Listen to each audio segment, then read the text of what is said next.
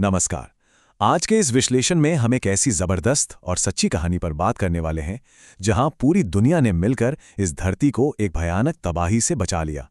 ये सच में कमाल की बात है कि कैसे एक बहुत बड़े खतरे को हमने वक्त रहते टाल दिया। एक ऐसी जीत जिसके बारे में हमें बार बार चर्चा करनी चाहिए। तो चलिए सीधे मुद्दे पर आते हैं। जरा एक पल के लिए सोचिए कि अगर हमने ओजोन होल को कभी ठीक ही नहीं किया होता तो 2064 आते आते हमारी धरती आखिर कैसी दिखती। वैज्ञानिक इस सिनेरियो को वर्ल्ड अवॉइडेड यानी बचा ली गई दुनिया कहते हैं। और यकीन मानिए, बिना किसी एक्शन के इसके जो परिणाम होते वो इतने डरावने थी जिनकी कल्पना करना भी मुश्किल है। एक तरफ हमारा शुरुआती एंटार्क्टिक ओजोन होल जो 1974 में काफी छोटा था, और दूसरी तरफ एक ऐसी दुनिया की स्थिति जहां हमने कुछ नहीं किया और 2064 तक ग्रह पूरी तरह से झुलस गया। अगर सही कदम नहीं उठाए गए होते तो हमारा पृथ्वी ग्रह अंतरिक्ष से आने वाली बेहद खतरनाक रेडिएशन के सामने बिल्कुल निहत्था रह जाता। जमीन पूरी तरह से असुरक्षित हो जाती। लेकिन यहां समझना जरूरी है कि आखिर ये सुरक्षा छतरी काम कैसे करती है। देखिए, ये ओजोन लेयर हमारे स्ट्रैटोस्फेयर में लगभग 15 से 50 किलोमीटर की ऊंचाई पर स्थित एक ढाल है, जो सूरज की 97 से 99% हानिकारक अल्ट्रावायलेट रेडिएशन को सोख लेती है। इसका बनना और टूटना बिल्कुल एक रिसती हुई बाल्टी यानी लीकी बकेट की तरह है। जब तक बनने और टूटने की रफ्तार बराबर है, सब ठीक रहता है। ये वही अदृश्य कवच है जो धरती के सभी जीवों को जिंदा रखे हुए है। तो सबसे अहम बात यह है कि हमें यूवीसी और यूवीबी रेडिएशन के बीच का फर्क समझना होगा। यूवीसी बेहद खतरनाक है, पर अच्छी बात यह है कि हमारा एटमॉस्फेयर इसे पूरी तरह ब्लॉक कर देता है। लेकिन यूवीबी, इसका कुछ हिस्सा जमीन तक पहुंच ही जाता है, जो सीधे तौर पर हमारे डीएनए को नुकसान पहुंचाता है। यही स्किन कैंसर और मोतियाबिंद का मुख्य कारण बनता है। बिना ओजोन लेयर के हम इन बायोलॉजिकल खतरों का बुरी तरह शिकार बन जाते। अब जरा इस सफर के टाइमलाइन पर गौर करते हैं। ये वाकई प्रेरक है। 1970 के दशक में पहली बार पता चला कि कुछ इंडस्ट्रियल केमिकल्स इस लेयर को नष्ट कर रहे हैं। 1985 में ओजोन होल की विधिवत खोज हुई और इसके अगले ही कुछ सालों में 1987 में दुनिया ने इतिहास रचा मॉन्ट्रियल प्रोटोकॉल पर आपसी सहमति बनाकर। और इसका नतीजा ये है कि 2040 तक इस लेयर के पूरी तरह से रिकवर होने की उम्मीद है। कितने कम वक्त में पूरी दुनिया ने एक होकर इतना बड़ा स्टेप लिया। अब आते हैं इसके सबसे बड़े स्वास्थ्य संबंधी पहलू पर। इस फैसले ने कैसे एक बहुत बड़े हेल्थ कैटास्ट्रोफी या स्वास्थ्य संकट को टाल दिया, इसे समझना जरूरी है। ईपीए के एटमॉस्फेरिक मॉडल्स ने जो डेटा दिखाया है वो साफ बताता है कि बिना इस संधि के हम किस भयंकर तबाही की तरफ बढ़ रहे थे। ये आंकड़ा सुनकर आप सच में हैरान रह जाएंगे। 44.5 करोड़, जी हां, लगभग 44.3 करोड़।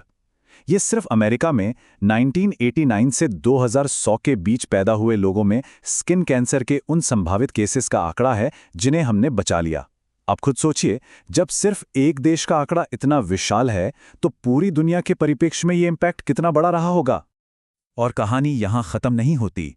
एक और चौंकाने वाला सच सामने आता है। वो है लगभग 23 लाख जिंदगियां। 23 लाख स्किन कैंसर से होने वाली मौतों को सफलतापूर्वक टाल दिया गया। देखिए, ये सिर्फ मैथ के नंबर्स नहीं हैं। ये लाखों लोग हैं, उनके परिवार हैं, जिन्हें एक साइंटिफिक डिस्कवरी और सही वक्त पर लिए गए ग्लोबल एक्शन ने बचा लिया। और आंखों की रोशनी का क्या?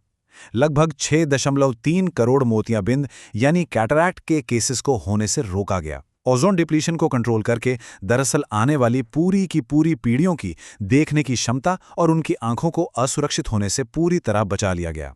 एक पल के लिए जरा यूवी इंडेक्स की कल्पना कीजिए। अगर मॉन्ट्रियल प्रोटोकॉल नहीं आता तो 2100 तक यूवी इंडेक्स 40 तक पहुंच सकता था।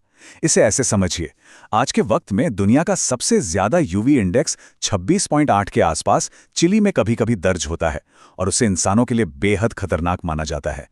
तो यूवी इंडेक्स 40 का सीधा सा मतलब था धूप में निकलना तो दूर, बाहर की दुनिया का रहने लायक ही ना बचना। तो ये तो हुई स्वास्थ्य की बात। अब आते हैं इसके दूसरे सबसे रोचक पहलू पर, जलवायु को बचाना और उसके अनएक्सपेक्टेड को बेनिफिट्स। जब हम ओजोन को बचा रहे थे ना, तब अनजाने में ही सही हमने क्लाइमेट के लिए एक बहुत बड़ा काम कर दिया। जो केमिकल्स हमने बैन किए थे वो दरअसल बहुत ही शक्तिशाली ग्रीन हाउस गैसेस भी थे। उन्हें हटाने से सीधा असर ग्लोबल वार्मिंग पर भी पड़ा। ये ऐसी छोटी छोटी जीत हैं जो मिलकर एक बहुत बड़ा इम्पैक्ट क्रिएट करती हैं। मॉन्ट्रियल प्रोटोकॉल ने ग्लोबल वार्मिंग को 0.5 डिग्री सेल्सियस तक और बढ़ने से रोक लिया। इसने आर्कटिक ओशन को गर्मियों में बर्फ मुक्त होने से लगभग 15 से 40 साल पीछे ढकेल दिया। साथ ही 135 गीगाटन्स कार्बन डाइऑक्साइड के बराबर खतरनाक गैसेस को हवा में आने से रोका और जमीन की वनस्पति, हमारी खेती को जलने से बचा लिया। सच कहूं तो बिना किसी शोर शराबे के ये दुनिया की सबसे सफल क्लाइमेट ट्रीटी बन गई। और ये अंतर मॉडल्स में बिल्कुल साफ झलकता है। एक ऐसी दुनिया जहां मॉन्ट्रियल प्रोटोकॉल लागू हुआ और हमारी ओजोन 2064 में सुरक्षित और मौजूद है, और दूसरी तरफ एक ऐसी दुनिया जो बिना आपसी सहयोग के रेडिएशन की जद में होती। ये प्रमाणित करता है कि जब अंतर्राष्ट्रीय सहयोग होता है तो सच में धरती के नक्शे को बदला और बचाया जा सकता है। हालांकि हमने लगभग बाजी मार ली है, पर एक छोटी सी चुनौती अभी भी बाकी है। इसे फीडस्टॉक लूप होल कहते हैं। MIT की रिसर्च बताती है कि कुछ ओजोन नष्ट करने वाले केमिकल्स अभी भी अलग अलग इंडस्ट्रियल लेवल पर अन्य मटेरियल्स बनाने में यूज होते हैं। जहां इनकी लीक रेट चाहे 0.5% ही क्यों ना हो, वो ओजोन की रिकवरी को थोड़ा धीमा जरूर कर रहे हैं।